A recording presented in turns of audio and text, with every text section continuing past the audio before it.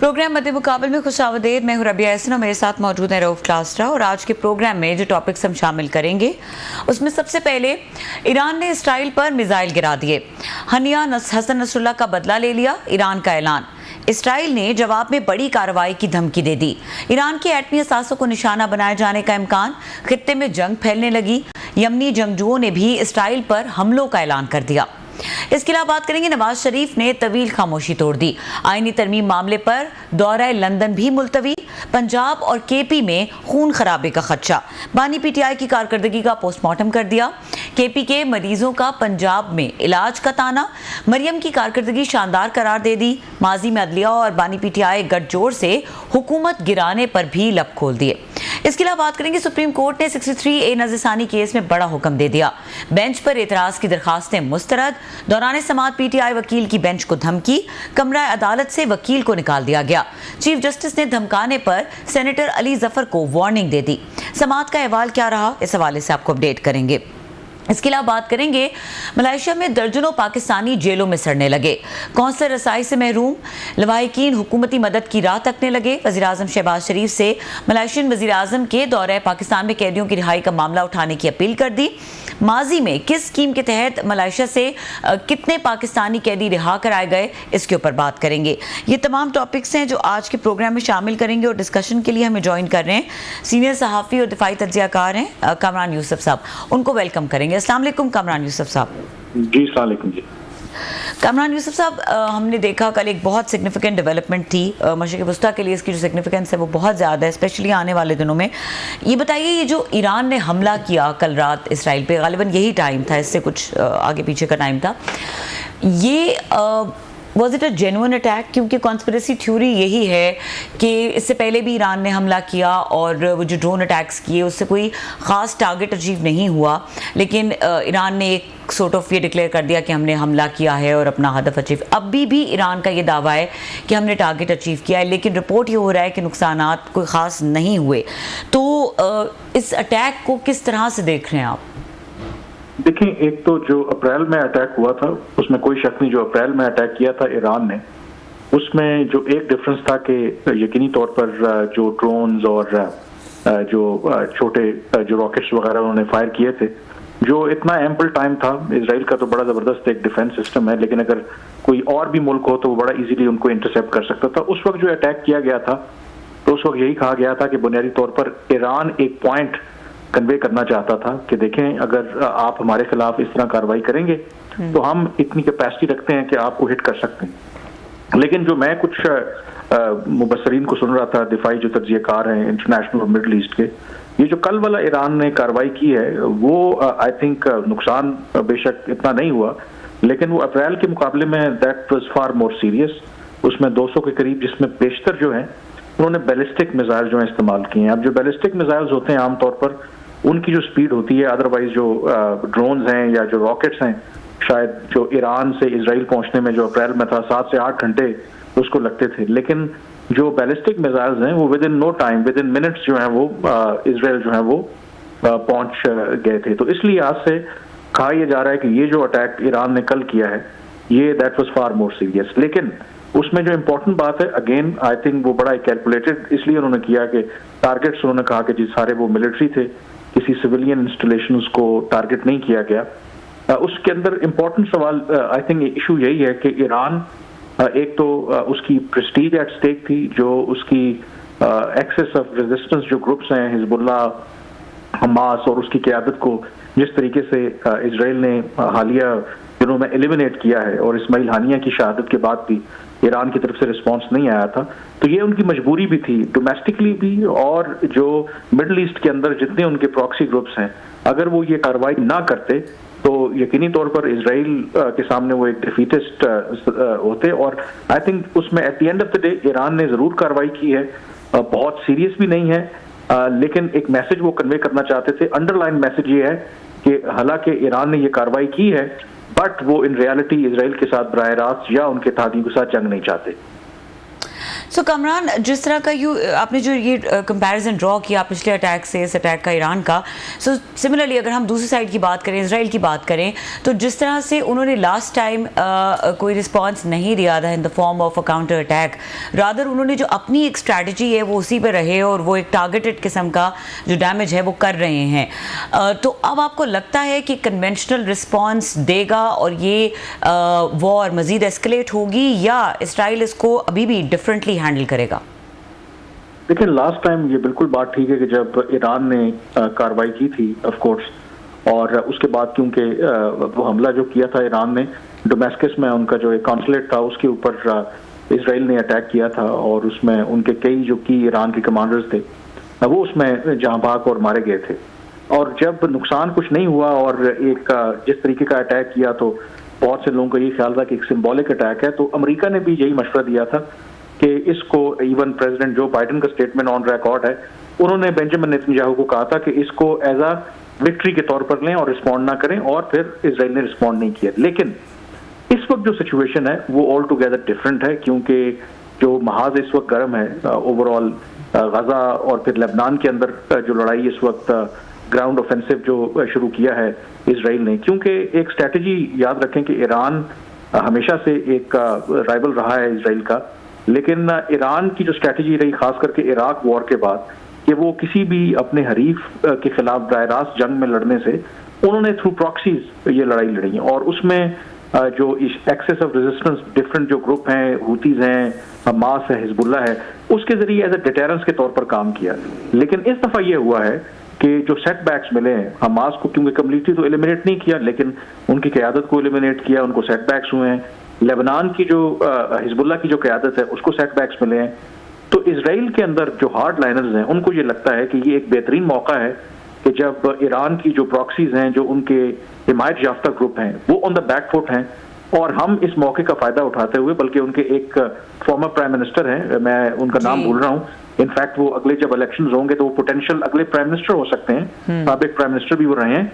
उन्होंने ये कहा है कि ये 50 साल में पहली मर्तबा इसराइल को एक गोल्डन अपॉर्चुनिटी मिली है कि वो ईरान की जो न्यूक्लियर फैसिलिटीज हैं, ईरान के जो स्ट्रेटेजिक एसेट्स हैं, उनको टारगेट करे और उनको एलिमिनेट करे। तो मुझे लगता है कि इस दफा गिवन के जो इजरायली प्राइम मिनिस्टर हैं, उनकी जो पॉलिसीज हैं, वो कुछ ना कुछ अटैक जो है और रिस्पांस जो है उनकी तरफ से जरूर आएगा ईरान के खिलाफ। जी बहुत शुक्रिया कामरान, आपका बड़ा कंप्रिहेंसिवली आपने जो डेंजरस एस्केलेशन है या वार चल रही है उसका आपने वो एक रिव्यू किया। एक चीज़ ये भी कही जा रही है, आपने अभी प्रैक्टिस की बात की कि ईरान ने सबक सीखे, लेसन सीखे इराक वार से कि हमने डायरेक्ट जंगें नहीं लड़नी, अब हम प्रॉक्सी लड़ेंगे, जहाँ पे भी लड़ेंगे अपने अपने ग्रुप्स रखेंगे। तो इसके साथ कुछ और भी रिपोर्ट्स आ रही हैं, अगेन स्पेकुलेशन कह सकते हैं या लोग बातें करते हैं कि शायद कोई ईरान के अंदर भी कोई नई चेंजेस जो हुई हैं रिसेंटली हमने देखी हैं, वो भी इन प्रॉक्सीज से थोड़े से एक बैगेज है, बर्डन है, वो अपने आप को डिस्टेंस करना चाहते हैं। हानिया साहब की वो जो जहाँ शहादत है उसके बारे में उस वक्त क्वेश्चन उठे कि किसने उनका लीक किया था, किसने बताया था, इन्फॉर्मेशन दी थी। अब इनकी देख नसरुल्लाह जो है इनका देख लें कि इनकी भी अगर बताया जा रहा है कि शायद इनसाइडर जॉब है, उनकी लोकेशन दीगर चीज़ें जो हैं वो लीक की गई हैं, या पहले पेजर्स वगैरह जो थे पेजर फटे थे। तो आपको लगता है कि ये कहीं ना कहीं पर यह भी कोई अंडरस्टैंडिंग हो सकती है कि पहले इन प्रॉक्सीज को हैंडल कर लिया जाए जो आपके लिए प्रॉब्लम पैदा करते हैं या हमारे लिए करते हैं, फिर बाद में बैठ के बातचीत कर लेंगे कि आपस में कोई मसले का हल निकाल लेंगे। आई थिंक कॉन्स्पिरेसी थीरीज तो जरूर हैं। ईरान की जो पॉलिसी है सिंस द 1979 रेवोल्यूशन, आपको पता है कि वहाँ पर जो उनके सुप्रीम लीडर हैं और फिर उनके पासदाराने इनकलाब हैं, जो हम पाकिस्तान में अक्सर बात करते हैं स्टेट विद इन स्टेट, जो एक्चुअल डीप स्टेट है वो एक्चुअली ईरान में एग्जिस्ट करती है, अल्टीमेट पावर उनके पास है, और वो जो उनकी रेवोल्यूशन के बाद जो भी उनकी पॉलिसीज हैं, अब उसके अंदर जो डिफरेंसेस जरूर हैं। ऑब्वियसली उनका ख्याल है कि मसलन जो मौजूदा प्रेसिडेंट भी हैं ईरान के, जो इनका ये ख्याल है कि ये मॉडरेट समझे जाते हैं। इनकी तरजीह ये है कि हमारी जो पॉलिसीज हैं जो दुनिया से अलग थलग हो के हम इंटरनेशनली आइसोलेटेड हैं, उसकी वजह से मुल्क को और ईरान के अवाम को नुकसान हो रहा है, तो उसके लिए अपनी पॉलिसी में हमें तब्दीली करनी चाहिए। और ये व्यू बिल्कुल ज़रूर पाया जाता है कि हमें एक नई स्ट्रेटजी, क्योंकि एक वो कहते हैं ना तरकीब सदा काम नहीं आती, तो उसको बदलने की ज़रूरत है। लेकिन आई डोंट थिंक सो कि स्टेज के ऊपर वो जो ग्रुप है जो एक मॉडरेट फैक्शन है जो इस तरह की पॉलिसी से इज्तनाब करने की बात करता है, वो इतना पावरफुल है कि उसने जो हार्ड लाइनर्स हैं उनके व्यू को वीटो कर दिया या सुपरसीड कर दिया। इत्तफाकात समझे हम कि उनके हानिया साहब की वहाँ पे शहादत होती है, फिर उसके बाद ईरानी प्रेसिडेंट का उससे पहले हमने देखा कि वो उनका हेलीकॉप्टर में उनकी शहादत हुई, फिर अभी इतने बड़े पैमाने पे हमने देखा उसमें ये नसरुल्लाह ये जो हैं, तो इसके बाद फिर हमने लेबनान में देखा कि इतने पेजर्स मतलब 5000 के करीब, जिनका इट मीन्स कि उनके पास लिस्ट थी, पूरा नामों का पता था किस किस के पास क्या है, पूरी लीकेज था उनके पास। ये सारे फिर इत्तफाकात हैं कि जितने भी ये प्रॉक्सीज हैं या जितने ईरान में हार्ड लाइनर थे या लोग हैं हमास के भी ईवन हूँ, तो एलिमिनेट किए गए हैं पिछले कुछ 6 महीनों में। Sir I look at it ये डिफरेंट वे में। मेरा ख्याल है कि जो इजराइल है, एक तो हमें पता है कि उनके पास बड़ी सोफिस्टिकेटेड टेक्नोलॉजी है, उनके पास ह्यूमन इंटेलिजेंस से ज्यादा जो बाकी अब टेक्नोलॉजी आ गई, जिस तरह की उनके पास इंटेलिजेंस गैदरिंग के सिस्टम्स हैं, मुझे लगता है कि कुछ ऐसी टेक्नोलॉजी भी उनके पास है जो शायद किसी और मुल्क के पास नहीं है। और आई एम श्योर कि जो लोग हॉलीवुड की फिल्में देखते हैं, बड़ी फेमस मूवी है, सीरीज है फास्ट एंड फ्यूरियस, अगर आपको इत्तेफाक हुआ तो उसमें एक एपिसोड होती है, सारी सीरीज देखी है सर, पूरी सीरीज देखी है जी। उसमें अगर आप देखें तो एक मूवी में गालिबन वो उसका 8th एपिसोड है या 9th है, उसके अंदर एक बड़ा जबरदस्त एक चीज वो देखते हैं जिसपे झगड़ा होता है। एक डिवाइस होती है जिसे वो कहते हैं गॉड्स आई, कि वो एक ऐसी डिवाइस होती है कि जिसमें जिस दुनिया में जो भी बंदा जिसको आप लोकेट करना चाहें तो आप उसको अगर आप इंसर्ट करेंगे तो वो उसको ट्रेस कर लेगा। तो मुझे लगता है कि जो इजराइल की जो टेक्नोलॉजी है उनके पास, ऐसी टेक्नोलॉजी शायद उनके पास अब आ गई है कि इवन जो हसन नसरुल्लाह को इन्होंने जो टारगेट किया वो नीचे बंकर बस्टर और बिल्कुल नीचे, वो कहते हैं सैटेलाइट के जरिए ऐसी उनके पास टेक्नोलॉजी है कि आप बेशक 30 मीटर नीचे भी छुपे हों तो उनकी मूवमेंट को वो लोकेट कर सकते हैं। तो एक इसके अंदर ये फैक्टर भी है, ये टेक्नोलॉजी का जो एडवांटेज है इजराइल को, उसका वो फायदा ले रहे हैं। दूसरा, मैं इस बात से इत्तेफाक करता हूँ मोर देन ईरान, आपको पता है कि हमास ने जब 7 अक्टूबर को पिछले साल ये मैसिव एक हमला किया था इजराइल के खिलाफ, उससे पहले बात चल रही थी अब्राहम अकॉर्ड की, कि जो बड़े हमारे अरब ममालिक हैं, एक रिकंसिलिएशन की बात चल रही थी, और अगर और उसमें बात हो रही थी कि इवन के सऊदी अरब तक वो रिकग्नाइज करेगा, तो उसके बाद फिर हमास ने ये कार्रवाई कर दी।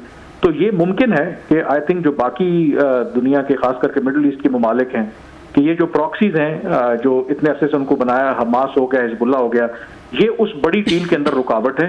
तो हो सकता है कि अमेरिका में भी ज़ाहिर है कि इलेक्शन होने उससे पहले पहले जो टास्क दी गई है कि इजराइल को, कि ये कोशिश करेंगे जितना इनको वीक कर सकें और फिर उस अब्राहम अकॉर्ड को रिवाइव किया जाए, और जब कोई बड़ी डील हो तो कम से कम इस तरह के जो ग्रुप हैं वो उसको स्पॉइल ना करें। बट आई थिंक इसके अंदर जो सबसे इंपॉर्टेंट कैच है, अगर इजराइल का ये ख्याल है कि वो इस तरीके से कामयाब हो जाएंगे जो ग्रुप्स हैं इनको ख़त्म करके और कोई रेजिस्टेंस नहीं होगी, आई थिंक वो उनकी खाम ख्याली है। हिजबुल्लाह के बजाय आई थिंक कोई और ग्रुप ज़्यादा स्ट्रॉन्ग सामने आ जाएगा, हमास के बजाय कुछ और। अच्छा, ये बताएं कामरान के, आप जैसे अभी कह रहे हैं कि यहाँ पे हम चीज़ें देख रहे हैं कि टेक्नोलॉजी इतनी उनके, अभी उन्होंने मुजाहरा भी किया है, उन्होंने तो वार को नेक्स्ट लेवल पर वो ले गए इसराइल जो है, वो तो ड्रोन एज भी ख़त्म हो गई, मिसाइल भी ख़त्म, जहाज़ भी ख़त्म, वो तो उन्होंने टेलीफोन, मोबाइल और पेजर्स के ज़रिए वो वहाँ तक ले गए टेक्नोलॉजी जो है। तो ईरान के पास तो नहीं है टेक्नोलॉजी, ना इनके, मेरा ख्याल उसके पास है, रशियन जो इनके मेन इनके सपोर्टर थे या वो वेपन्स वगैरह कुछ दिए होंगे।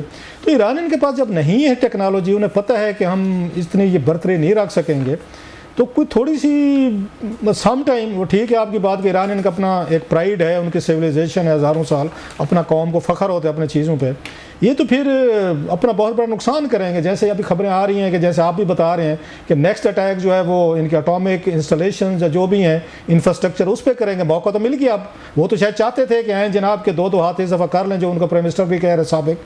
तो इसमें तो ईरानियन को लगता है कि वो थोड़ा सा दुनिया पे साबित करने के लिए भी हम डरे नहीं हैं, हम कमज़ोर नहीं हैं, बुज़दिल नहीं हैं, तो वो तो बहुत बड़ी एक गेम में फंस गए हैं शायद। ठीक है, बिल्कुल गेम में फंस गए हैं। और लेकिन ईरान के लिए भी बड़ी कैश 22 सिचुएशन है। अगर ईरान फर्ज करेंगे दोनों साइड पे, आई थिंक वो आप मुश्किल सूरत हाल है।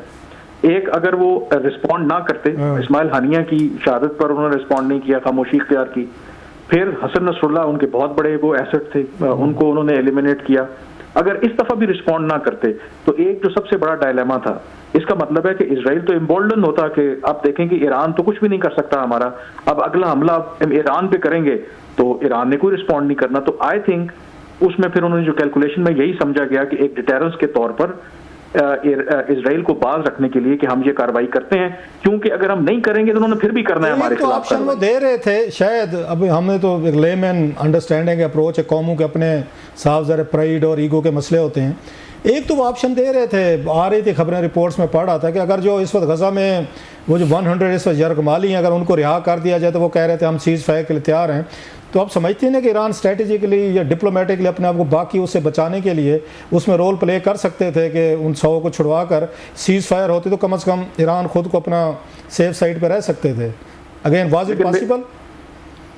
मेरा ख्याल है कि इजराइल की जो इस वक्त स्ट्रेटजी है वो तो सीज फायर चाहते ही नहीं है, क्योंकि आज भी मैं देख रहा था कि किया हुआ है, उन्होंने लिंक किया हुआ है, आपको पता है उन्होंने लिंक किया हुआ है उनके रेफ्यूजी, उनके साथ जो उनके वो जो बंदे उनके पास यरगमाली जो वो जो डील देखे ना, वो तो डील का ऑब्वियसली हमास तो कहते हैं कि अग्री था कि जो उन्होंने यरगमाल बनाए हुए हैं तो उसका वो उधर छोड़ेंगे और उसके तहत फिर वो होगा। लेकिन जो इजराइल है वो मेरा नहीं ख्याल कि वो खुद अभी आ रही थी अमेरिका से, मेरा ख्याल बाइडन या किसी की मैं स्टेटमेंट पढ़ रहा था, कोई इंटरनेशनल चैनल पे देख रहा था कि वहाँ से उन्होंने स्टोरी लीक की थी कि अगर वो कर दें तो हम उसको सीज फायर करेंगे। बहरहाल में आप इसको बेहतर जानते हैं जी।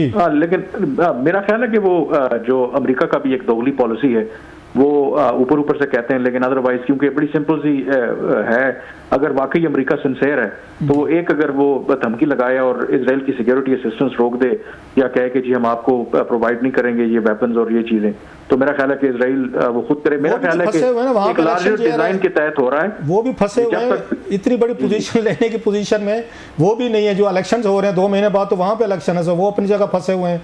मैं यही बात कर रहा था कि इसी चीज का वो एडवांटेज जो इजरायली प्राइम मिनिस्टर है वो भी ले रहे हैं। ये जो वैक्यूम आई थिंक ये क्रिटिकल स्टेज है बिफोर द अमेरिकन इलेक्शंस, ये जो उन्होंने करना है आई थिंक इलेक्शन से पहले ये इजराइल वो करना चाहते हैं। लास्ट क्वेश्चन सर, हमारे लिए कितना ये कंसर्निंग है कि अगर इस तरह जिस तरह बातें हो रही हैं वहाँ पे ईरान की उस पर न्यूक्लियर इंस्टॉलेशन या उनका इंफ्रास्ट्रक्चर खुदा ना खास्ता उस पर अटैक करते हैं, तो हमारे ऊपर भी ये रहा है कि हमेशा से इंडियन जो इसराइलीज़ जो हैं वो एक तरह का उनकी कोशिश रही है कि पाकिस्तान को भी इसमें लपेटा जाए। माजी की बातें कर रहा हूँ, आप साफ ज़रा अगेन हमारे हालात डिफरेंट हैं, तो हमारी क्या पोजीशन होगी, कहाँ खड़े होंगे सर?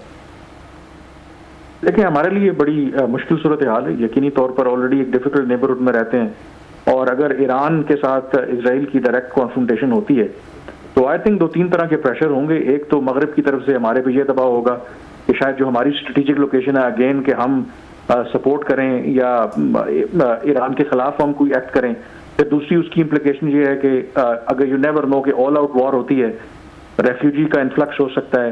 फिर तीसरा फैक्टर ये है कि मिडिल ईस्ट आपको पता है कि तेल और गैस दुनिया में यहीं से सप्लाई होती है, उसमें डिस्ट्रप्शन होगी तो आपकी मईशत के लिए प्रॉब्लम होगा। तो आई थिंक इसीलिए I think the best case scenario है कि पाकिस्तान तो यही दुआ कर रहा है कि ये डी एस्केलेशन हो जाए, उस सिचुएशन में ना हमें जाना पड़े जहां पे हमें किसी एक फरीक की साइड लेनी पड़े, और इसी वजह से पाकिस्तान दुआ कर रहा है। लेकिन जो मुझे पता चला है जराए से कि जो हमारी अपनी इंटरनल असेसमेंट है, हालात कुछ ठीक नजर नहीं आ रहे। पाकिस्तान का यही ख्याल है कि वन वे और दी अदर ये दुनिया जो है ना एक नया ग्लोबल ऑर्डर जो है वो इवॉल्व हो रहा है और ये कोई हैरान कुन बात नहीं होगी कि अगर वाकई ईरान और इजराइल के दरमियान एक जो ऑल आउट वॉर जो हो जाती है, और इवन जो आप कह रहे थे ना कि ब्रॉडर एक अब्राहम अकॉर्ड अगर करना भी है तो यू नेवर नो कि अल्टीमेट जो ऑब्जेक्टिव है वो ईरान के अंदर भी एक रजीम चेंज लाया जाए, उसमें उन लोगों को लाया जाए जो उस पॉलिसी के अगेंस्ट हों, जो एक्सेसिव रेजिस्टेंस, प्रॉक्सी वॉर, इन चीज़ों के अगेंस्ट हों और इजराइल के जो चौधराहट है उसको एक्सेप्ट करते हुए वहाँ पे रहना शुरू कर दें। तो इसलिए I think situation is very much complicated और डेलिकेट है। ठीक है, situation is very much complicated. बहुत शुक्रिया कामरान यूसुफ, आपने हमें वक्त दिया और इतनी एक्सक्लूसिव गुफ्तगू की।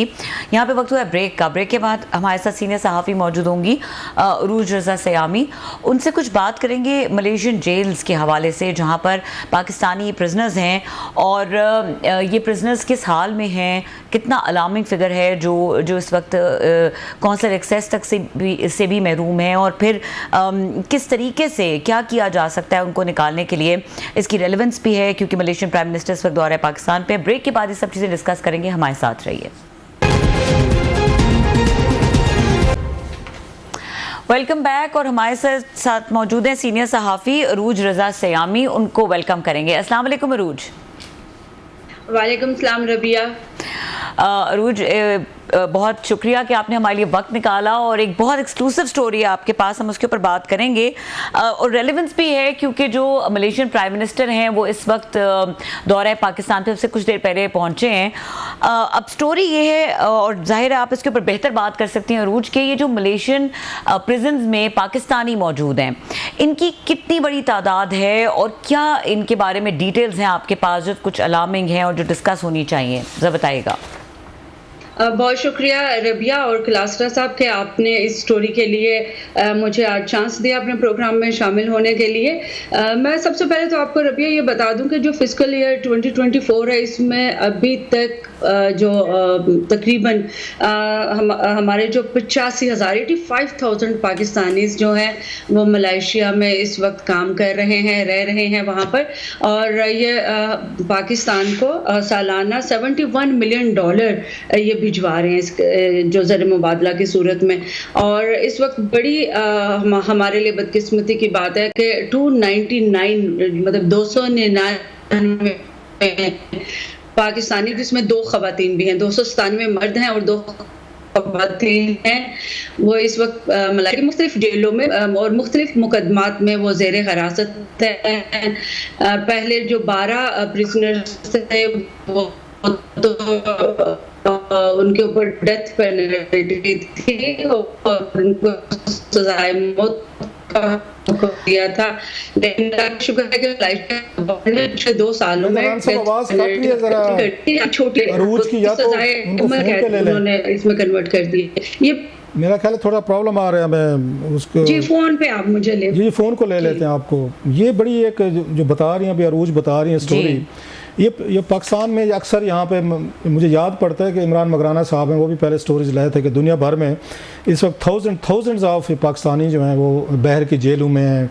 मोस्टली कोई ओवर स्टे पे होते हैं, कोई वीज़े की जिनकी कोई वायलेशंस होती हैं, कोई वहाँ पर लड़ाई झगड़े, बाज़ दफ़ा कोई मर्डर हो जाते हैं वहाँ पर, कोई मतलब वहाँ पर जो लोग जाते हैं इलीगल तौर पर बहुत सारे लोग जाते हैं। तो उनके लिए मैं उस दिन देखा सऊदी अरेबिया में सबसे ज़्यादा मेरा ख्याल पाकिस्तानी कैद हैं। हमने स्टोरी की थी, दुनिया का कोई मुल्क नहीं है जहाँ पर इस वक्त पाकिस्तानी जो है ना कैद ना हो वहाँ पे।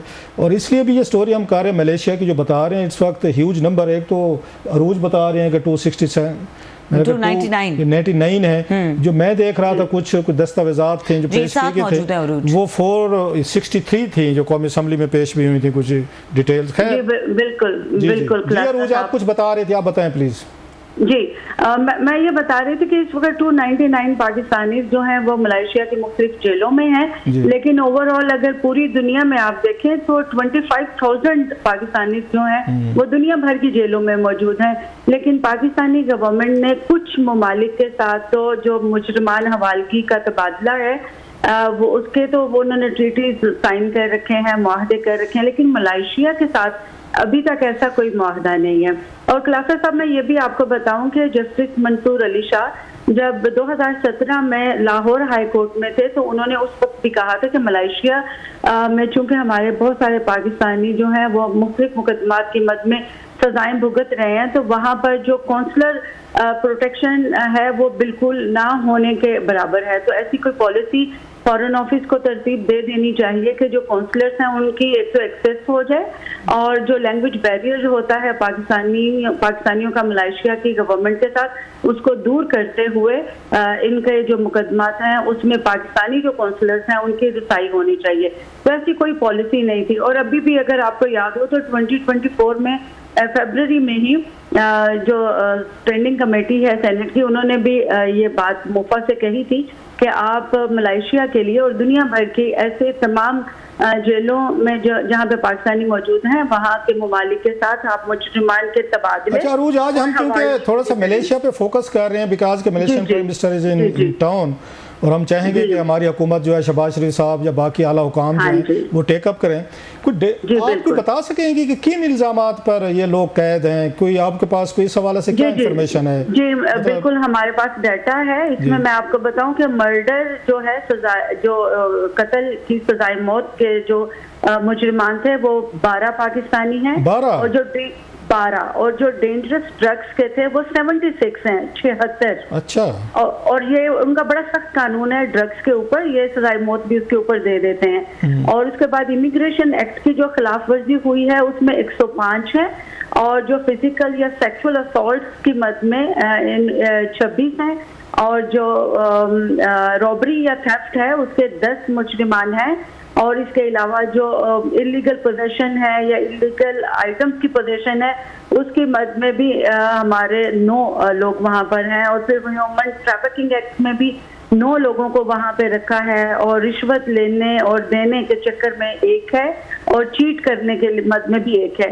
तो कहने का ये मतलब है ये अच्छा, तो आपने बताया दो खवातीन भी आपने बताई कि उनका पता चला कि उन पे क्या चार्जेस थे और क्या उनकी कोई पाकिस्तान के किन इलाकों से, कोई ये भी डाटा है आपके पास के कौन कौन से? जी हमारे पास इनका डाटा है, और ये मैं बताऊं कि जो ज्यादातर जो ये प्रिजनर्स हैं ये पाकिस्तान के सूबा पंजाब से ताल्लुक रखते हैं, और इसमें सिंध और बलूचिस्तान और KPK के भी लोग शामिल हैं। चूंकि ये 299 है, मतलब कम से कम कहीं पे यूनिटी नजर आई है, बराबर फेडरेशन नजर आई है कि चारों सूबों के लोग जो है ना वहाँ पे मलेशिया में गिरफ्तार हैं। चलें, जी मतलब मुस्बत रिपोर्टिंग की कोशिश की है मैंने कि चले मुस्बत पहलू दिखाया जाए जरा। जी बिल्कुल। अच्छा। और इसमें जो खवातीन हैं उनके ऊपर बड़े ये ड्रग्स के हैं, एक के ऊपर, और एक के ऊपर जो है वो ह्यूमन ट्रैफिकिंग का चार्ज है। तो ये मैं अरूज, ये ड्रग्स का हमने देखा सऊदी अरेबिया में भी इस तरह के केसेस आए थे। यूजली खवातीन बेचारी इनोसेंटली एज ए कैरियर के तौर पर यूज़ हो जाते, जिन्हें नहीं पता होता, कोई जा रहे होते हैं, कोई चीज़ दे दी किसी ने, कोई साथ में कोई यार दोस्त फैमिली वाले, तो मोस्टली हमने देखा कि खवातीन इस तरह के केसेस में इनोसेंटली यूज़ हो जाती हैं कैरियर के तौर पर। जी बिल्कुल, आप बिल्कुल सही फरमा रहे हैं। सिर्फ खवातीन ही नहीं, मर्द भी बेचारे बड़े मासूम होते हैं कुछ, और उनको भी कुछ इस तरह लोग चीजें दे देते हैं जिसमें ड्रग्स किसी न किसी सूरत में मौजूद होती हैं, और एयरपोर्ट के ऊपर चेकिंग में या फिर जब वो अपने पोस्ट एयरपोर्ट पे जाते हैं तो वहाँ पे भी वो पकड़े जाते हैं। तो मैं आपको ये बताना चाह रही थी कि 12 साल से एक पाकिस्तानी प्रिजनर जिसको जो पाकिस्तानी वहाँ पे कॉन्सुलेट है वो सिर्फ 3 बार मिला है। तो आप मुझे बताइए कलासरा साहब के 12 साल में 3 बार जो जाके सलाम दुआ करके वापस आ जाते हैं कॉन्सुलेट, तो उन्होंने क्या उनको लीगल एड दी होगी, उनका कहाँ मुकदमा सुना होगा। और आपको पता है मालय लैंग्वेज जो है वो हर पाकिस्तानी जाते ही नहीं समझ जाता, उसके लिए उम्र गुजारनी पड़ती है। तो लैंग्वेज बैरियर की वजह से, और फिर जो काउंसलर्स हैं वो कोई ऐसी पॉलिसी नहीं है कि वो वहाँ के हुकूमत के साथ जाके ये बात करें और एम्फसाइज करें कि ये जो प्रिजनर्स हैं ये आप हमारे हवाले कर दें, ताकि ये पाकिस्तान की जेलों में इनको रख के इनकी सजा कटवाई जाए। एटलीस्ट उनके जो बेसिक ह्यूमन राइट्स हैं प्रिजनर्स के, इनका आप लीगल इश्यूज की बात कर रही हैं, तो इन्होंने अपने पर्सनल कोई वहाँ पे अटॉर्नी या वकील हायर किए हुए हैं, या कोई पाकिस्तानी हुकूमत या जो हमारा अगर सफारत खाना वहाँ पे उनके कि वो कोई वहाँ पे उनको लीगल असिस्टेंस दे रहे हैं? कोई आपकी बातचीत हुई कोई फॉरेन ऑफिस के लोगों से इस मामले में? जी फॉरेन ऑफिस का मैं आपको बताऊं कि वो डाटा देने में भी बड़े रिलक्टेंट है। ये तो हमारा जो एक प्रोजेक्ट है PCHR का, parliamentary commission for human rights का एक प्रोजेक्ट है, ये है जस्टिस प्रोजेक्ट पाकिस्तान।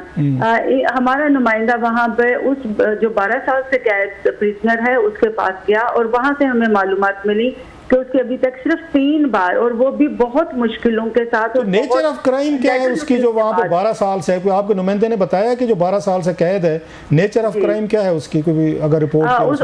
वो डेथ पेनल्टी पे था, और वो ड्रग्स की मद में ही था, सजाए मौत में, लेकिन अभी उसकी सजाए मौत जो है उम्र कैद में तब्दील होकर 35 से 40 साल में आ गई है।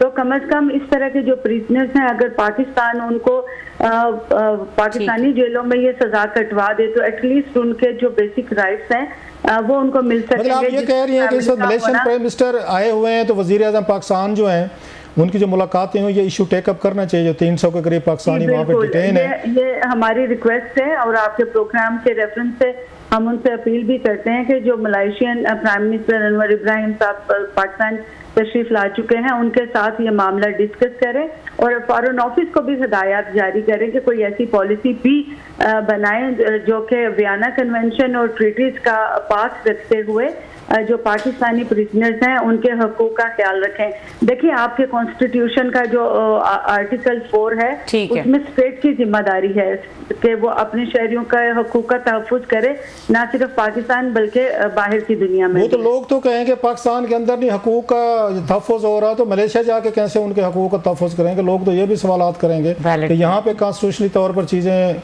लीगली तौर पर ठीक नहीं हो सकें, तो इतना हज़ारों मील दूर हम कैसे जाएंगे? People will say that. देखिए खलासा साहब, ये अगर कैपेसिटी है पाकिस्तानी गवर्नमेंट की या नहीं है, लेकिन वो ड्यूटी बाउंड है, क्योंकि वो उन्होंने जो वियना कन्वेंशन हैं या चार्टर्ड हैं उनके ऊपर उन्होंने साइन किया हुआ है। पाकिस्तान ट्रीटी है और वो इसी ट्रीटी होने का जो फ़ायदा है वो उठा सकता है उन तमाम जो दुनिया भर के ममालिक हैं जहाँ पे पाकिस्तानी प्रिजनर्स हैं। और ये भी मैं आपको बता दूं कि ये मोफा की मोफा से बता दें, आप आपको समझ नहीं आएगा, मिनिस्ट्री ऑफ फॉरेन अफेयर्स की बात कर रही हैं आप? जी, मिनिस्ट्री ऑफ फॉरेन अफेयर्स ये जुरिस्डिक्शन है और ये उनकी ड्यूटी है कि वो अपने एम्बेसडर्स को बताएं कि पूरी दुनिया में और स्पेशली मलेशिया में जो हमारे पाकिस्तानी कैदी और खवातीन और मर्द और बच्चे हैं उन तक एक रसाई तो काउंसलर की जो है वो बिल्कुल उनके राइट्स के हवाले से चीजें टेकअप करने की जरूरत है और बिल्कुल इस पे बात होने की जरूरत है। बहुत शुक्रिया रोज, आपने इतने इंपॉर्टेंट टॉपिक के ऊपर बात की और you shed light on it. यहाँ पे वक्त हुआ है ब्रेक का, ब्रेक के बाद डिस्कशन को कंटिन्यू करेंगे। कुछ इस हवाले से जो आज नवाज शरीफ ने गुफ्तगू की, उनकी जो एक तकरार है 5 जजेस की, वहाँ उसकी बात कर लें, या जिस तरीके से उन्होंने एक अलार्मिंग कॉन्फ्रंटेशन की बात की बिटवीन KPK एंड पंजाब और इसका उन्होंने जिम्मेदार ठहराया बानी PTI को, इस हवाले से कुछ बात करेंगे इस ब्रेक के बाद। हमारे साथ रहिए।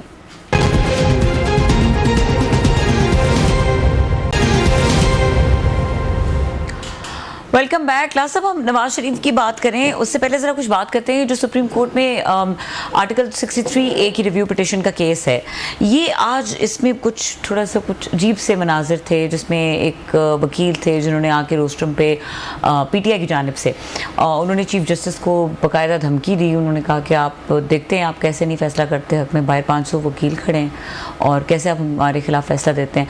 So what was that matter? अगले 5 आप अभी की बात की, अगले 20 दिन मुझे तो बड़े ख़तरनाक लग रहे हैं। आज टोन सेट कर दी गई है। टोन ये है कि क्या उसी तरह का कोई PTI प्लान कर रही है जैसे नवाज शरीफ साहब के दौर में जब वो वज़ीर आज़म थे और चीफ जस्टिस सजाद अली शाह साहब से उनका इसी तरह का फड्डा हो गया था, तो इन्हें अदालत में उन्होंने बुला लिया था, तो वो भी उन पर इल्ज़ाम लगते। बहुत सारे लोग बाद में डिस्क्वालीफाई भी होते उनके। मैंने कि वो ले आए थे वहाँ पंजाब से, उस वक्त शहबाज शरीफ साहब वज़ीर आला थे, पंजाब हाउस में उनको उसमें कीमे वाले नान खिला के उनको चढ़ा दिया गया था। वो घुस गए थे यहाँ पे, उन्होंने सुप्रीम कोर्ट पे अटैक किया था और उसके बाद चीफ जस्टिस साहब अपन चैम्बर छोड़ के चले गए थे, उनको मारने के लिए गए थे। तो क्या उसी तरह का कुछ सीन जो है दोबारा कोई प्लान किया जा रहा है? जो आज धमकी दी गई है, हालांकि मुस्तफ़ा काज़मी साहब बड़े अच्छे बंदे हैं, बड़े डिसेंट आदमी है, फार्मर वो सिविल सर्वेंट हैं और बड़ी अच्छी टॉप पोजीशंस पे रहे हैं। मैं ज़ाती तौर पर उनको जानता हूँ, उनका एहतराम करता हूँ, कानून जानते हैं, वकील हैं, ये मतलब है रिटायर होकर इधर है, सिविल सर्वेंट है बुनियादी तौर पर। उनका इस तरह का ये टेम्पर लूज़ कर जाना या इस तरह की थ्रेट करना मेरे लिए थोड़ा सा मतलब अजीब सा है कि वो ठीक है काजी साहब की 100 उनकी फेलिंग्स होंगी, खामियाँ होंगी, लेकिन एक इस तरह का अगर मुस्तफ़ा काज़मी साहब जैसा एक समझदार पढ़ा लिखा एक बैकग्राउंड के साथ इस तरह की थ्रेट करें, वैसे इतराज़ करें कि काजी साहब आपकी ये बात ठीक नहीं है, फलां ठीक नहीं है, लेकिन ये कहना कि हम देखेंगे कि आप कैसे फैसला करते हैं और बहर 500 ये वकील खड़ा हुआ है, मेरा ख्याल इट वाज टू मच। और what made him come to this point कि चले वो एक मैं आता हूँ उस पर। असल चीज़ ये है कि जो बात एक काजी साहब ने की भी है, मैं पढ़ रहा था कहीं पर रिपोर्ट किया, उन्होंने कहा जनाब कि वो चीफ जस्टिस ठीक थे, he was referring to Saqib Nisar, जो लोगों को जेलों में भेजते थे तो इन्हें अदालत में, मतलब उन्होंने दानियाल अजीज़ साहब को भेजा, उन्होंने ये तलाल चौधरी साहब को भेजा, उन्होंने जनाब इसके बाद आपको याद होगा वो किया निहाल हाशमी साहब को किया, 2 प्राइम मिनिस्टर जो है नायल हुए, गिलानी साहब हुए, उसके बाद ये हुए नवाज शरीफ साहब हुए, चीफ जस्टिस करते रहे। तो काजी साहब ने एक तरह का मैसेज देने की कोशिश की, क्योंकि मैं रेस्ट्रेंट का मुजाहरा कर रहा हूँ, मैं जेलों में नहीं भेज रहा, लिहाजा मेरे पे अटैक आ रहा है। तो इसका मतलब ये है कि जो पूरा ये अदालत को डंडे के साथ चलाते थे तो वो फिर ठीक करते थे, मतलब मैं जेल में भेजना शुरू कर, मतलब इट वाज ह्यूज रेस्ट्रेंट। जिस तरह का मुजाहरा किया गया साकिब निसार की अदालत में नहीं हो सकता था। अब जैसे इनकी अपनी कमज़ोरी है, ये वो क्या कहते हैं, ये काजी साहब की, या काजी साहब जेन्युइनली बिलीव करते हैं कि जनाब कि अगर कोई इस तरह की बात कर जाए तो आपको जज को इग्नोर करना चाहिए, या उनके अंदर कोई गिल्ट है, कोई एहसास जुर्म है कि मैं कोई ऐसे काम कर रहा हूँ जो मुझे नहीं करने चाहिए थे, या हुए मुझ पर इल्ज़ामात लग रहे हैं लिहाजा लड़ाई को मैं ना बढ़ाऊँ। सो इस तरह की चीज़ें मतलब मुमकिन है। हैविंग सेड ऑल दिस, ये जो मैंने कहा अगले 20-25 दिनों में जो तरमीम का टाइम करीब आता जाएगा, बिलावल ने भी ये चीज़ें बढ़ती जाएंगी। अब इसमें बुलिंग बढ़ेगी, इसमें जो लड़ाई झगड़ा बढ़ेगा, इसमें कुछ मज़ीद नेक्स्ट लेवल की चीज़ें, मुझे तो ख़तरा लग रहा है कि कुछ चीज़ें होंगी यहाँ पे, अदालत में होंगी। कोशिश करेगी ये PTI और इनका प्रो ग्रुप जो है कि हम ये काजी साहब को मजबूर करें कि काजी साहब ने एक्सटेंशन लेना, हुकूमत करे। और उसकी वजह ये है, और हर दफ़ा ऐसे ही होता है, अदालत पर कब हमला होता है, जब जजेस एक दूसरे से लड़ते हैं। उस वक्त भी जुडिशरी एक दूसरे से लड़ रही थी। चीफ जस्टिस अगेन ये सजाद अली शाह साहब और उनके मुखालिफ ग्रुप वो लड़ रहे थे। एक क्वेटा बेंच था, एक यहाँ पे थे, रोजाना की बुनियादों पे 2 सुप्रीम कोर्ट चल रही थी। सेम सिचुएशन वही है। सो उस वक्त ये अटैक करेगी, कोई पॉलिटिकल पार्टी करेगी, हुकूमत करेगी, एस्टेब्लिशमेंट करेगी। इदारा अंदर से कमजोर इदारा नहीं होता। इदारे को जब इदारे में बैठे हुए लोग, इदारा बेचारा कोई मतलब मेज कुर्सी बेंच, ये तो इदारा नहीं होता ना, लोगों को कहा जाता ताकि आम आदमी को समझ आए। आम आदमी समझते सुप्रीम कोर्ट की बिल्डिंग इदारा है, बिल्कुल इदारा है, लेकिन लड़ाई बेचारी ये दीवारें नहीं करती होती, कुर्सियां नहीं लड़ती एक दूसरे को शुरू हो जाए, रात का टाइम में चले अकेले बैठे सर फोड़ते एक दूसरे का। No, these are the people sitting in the institution, जो इंस्टीट्यूशन के अंदर बैठे हुए ये लोग लड़ रहे हैं। इस वक्त वो जजेस जो हैं एक दूसरे से लड़ रहे हैं। एक ग्रुप ये चाह रहा है कि काजी साहब जो हैं ये 3 साल मजीद लेना चाहते हैं, हमारा हक मारना चाहते हैं, हम नहीं मारने देंगे। काजी साहब कहते हैं पार्लियामेंट अगर कहेगी तो मैं सोचूंगा या मैं करूंगा। सो ये वो क्लैश ऑफ इंटरेस्ट है जिसकी वजह से ये लड़ाई हो रही है। और मुझे तो अगले 15-20 दिन कोई बहुत बड़ा डांग सोटा फड्डे और कोई नेक्स्ट लेवल होती कुछ चीज़ें को लग रही हैं। आई मे बी रॉन्ग। खान साहब उसी तरीके का ही काम कर रहे हैं जैसे उन्होंने जनरल आसिम मुनीर साहब की अपॉइंटमेंट के बाद किया था। सो क्लास साहब, अब जैसे टाइम खत्म होने वाला है तो मैं क्विकली आपसे पूछ लूं कि ये जो आप सिचुएशन कह रहे हैं ये एक और मंजर और एक और तरह का क्लैश जो है वो दिखा रही है, पर नवाज शरीफ जो बात कर रहे हैं वो भी एक बहुत अजीब सी बात है। अजीब इन अ वे कि वो बात अजीब है, ये नहीं कि वो अजीब बात कर रहे हैं, जो जिस किस्म के क्लैश को वो इंडिकेट कर रहे हैं वो भी बनता हुआ नजर आ रहा है। तो ये सिचुएशन कहाँ जाएगी? I mean between KP Nawaz Sharif साहब, मैं काजी साहब पे भी कहूँगा कि आपको ऑलरेडी, क्योंकि बहुत सारे आप पे फिंगर्स ये पॉइंट आउट हो रही थी, आपको उन्होंने ऑलरेडी बहुत सारे इल्ज़ामात वो लगा रहे थे। इमरान खान साहब ये स्पेशली क्योंकि उन्होंने रेफरेंस भेजा होता, कंट्रोवर्सी तो हो गई थी, बार बार कह रहे थे। तो आपको भी वो कंडक्ट रखना चाहिए था जिससे उनको भी शिकायत का मौका ना मिलता कि शायद कोई बहसेज हैं, कोई आपको कोई इमरान खान साहब या उनकी हुकूमत के खिलाफ कोई गुस्सा है, एंगर है, क्योंकि उन्होंने रेफरेंसेस भेजे थे आपको हटाने की थी।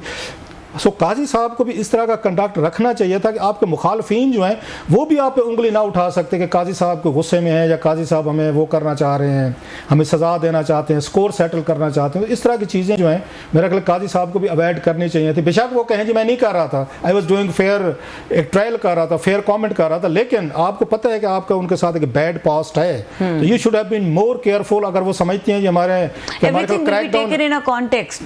क्रैकडाउन हो रहे हैं, हमारे ह्यूमन राइट्स हैं, हमारे पिटीशंस हैं, हमारे बल्ला है, हमारे बंदे हैं, हमारी चीज़ें सब कुछ छीन लिया गया और कुछ भी नहीं हुआ, तो काजी साहब को भी थोड़ा सा मेरा ख्याल है देखना चाहिए था। लेकिन वही वाली बात कि आने वाले दिन मुझे तो बड़े खतरनाक लग रहे हैं। और आज उन्होंने जिस तरह के थ्रेट किया है मुस्तफा काज़मी साहब ने, अगेन आई एम सरप्राइज्ड कि उन जैसे बंदे ने किया है। ही इज़ लकी कि काजी साहब ने रेस्ट्रेंट का मुजाहरा किया। Had there been Saqib Nisar साहब होते ना तो मेरा ख्याल कोई और सीन होता या और मंजर होता है यहाँ पे।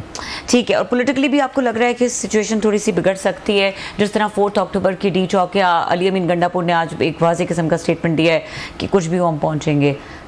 मेरा ख्याल एक बड़ा एक सीन बनेगा, लेकिन नवाज शरीफ साहब वाली तकरीर जो बड़ी इंपॉर्टेंट है, मैं उस पर बात करना चाह रहा था लेकिन टाइम मेरा ख्याल हमारे पास थोड़ा सा कम है। ये जो 4 अक्टूबर वाली है ये फिर एक, इससे पहले इमरान खान साहब भी आए थे 25 मेरे ख्याल मई को आए थे, 2022 में आए थे और पूरा ब्लू एरिया को जलाया गया था। वो सीन आपको आज भी याद होंगे, दरख्त जलाए गए, सड़क जलाई गई, टायर जलाए गए, एक अनरूली मॉब था और जो पूरा का पूरा इस्लामाबाद में खुला छोड़ा हुआ था उन्होंने, फ्री फराल है। एक तो मुझे सबसे ज़्यादा जो होते इस्लामाबाद के लोग जो है ना इन पर रहम आना शुरू हो गया है कि डी चौक में बैठ जाते हैं, पूरा इस्लामाबाद चौक है, आपका चौक हो जाता है, फिर लोग निकल नहीं सकते। 2014 के बाद, बल्कि उससे पहले 2012 का धरना तैयरुल कादरी साहब लेकर आए थे। पिछले 12 सालों में इस्लामाबाद के लोगों को कहीं से कोई सुकून, कंटेनर सिटी बेकार होकर रह गया ये शहर जो था। अब इसके लोग बेचारे जो हैं मुझे लगता है कि कुछ अरसे बाद मिग्रेट करना शुरू करेंगे, भाई साहब आए ये इन्हीं को दें, ये संभालें, इसको हाइड पार्क बनाएं, इसको मैदान जंग बनाएं, यहाँ पे आप जुलूस करें, आग लगाएं, जो कुछ करना है या करें, या कोई नया कैपिटल बनाएं जनाब, कोई थोड़ा सा दूर बना दें जहाँ पे जाते हुए थोड़ी सी कोई बंदे को कोई तकलीफ हो भी, हम कहाँ से ये कैसे ठीक है क्लास साहब, इसमें मजीद बात करेंगे और डेफिनेटली बात होनी भी चाहिए। आने वाले दिन जो हैं वो कुछ अलार्मिंग लग रहे हैं, इस हवाले से आने वाले प्रोग्राम से बात करेंगे। प्रोग्राम देखने के लिए शुक्रिया, इजाज़त दीजिए, अल्लाह हाफिज़।